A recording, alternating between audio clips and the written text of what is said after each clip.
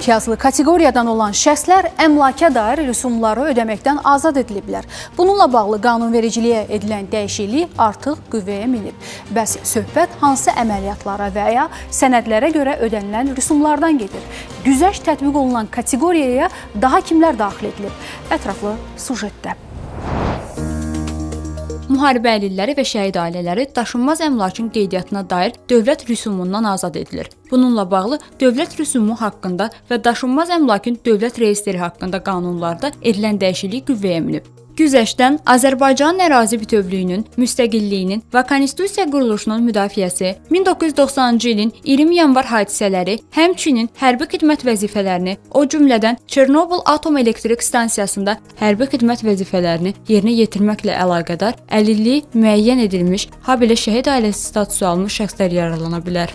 Çıxarışın alması üçün, texniki sənədinin alması üçün olan, nəzərdə tutulan rüsumu ödəməkdən tamamilə azad olacaq və yaxud əmlakın girova qoyulması ilə bağlı nəzərdə tutulan rüsum, bu hüququn qeydiyyata alınması üçün nəzərdə tutulmuş rüsum və el arasında belə deyək daha qeyri-formal, forma 1 arayışı kimi təsbit olunmuş əmlak hüquqlarının məhdudlaşdırılmasına dair arayışın və digər bu növ arayışların əldə olunmasına nəzərdə tutulubdursa rüsum, onlar hamısından tamamilə azaddır.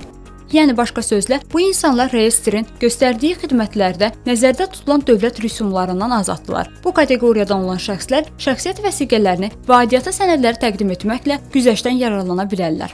Xidmət haqqı ödənişlərində də güzəştlər var. Burada güzəştlər həm hərbi xidmət nəticəsində, hərbi əməliyyatlar nəticəsində əlillik əldə etmiş hərbçilərə, həm mülki şəxslərə 50% xidmət haqqı güzəşti var.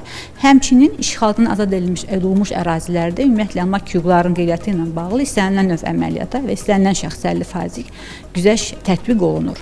Qeyd edək ki, güzəştli kateqoriyadan olan şəxslərdən güzəştdən istifadə etmək üçün əlilliyi müəyyən edən və şəhid ailəsi statusunu təsdiq edən sənədləri vermələri tələb olunmur. İnformasiya sistemlərinin inteqrasiyası nəticəsində daşınmaz əmlakın dövlət kadastri və reyestri bu məlumatları digər dövlət qurumlarından onlayn şəkildə öz əldə edir. Şəkərnaz Şahaliyeva, Azər Nağıyev, İqtisadi Zona.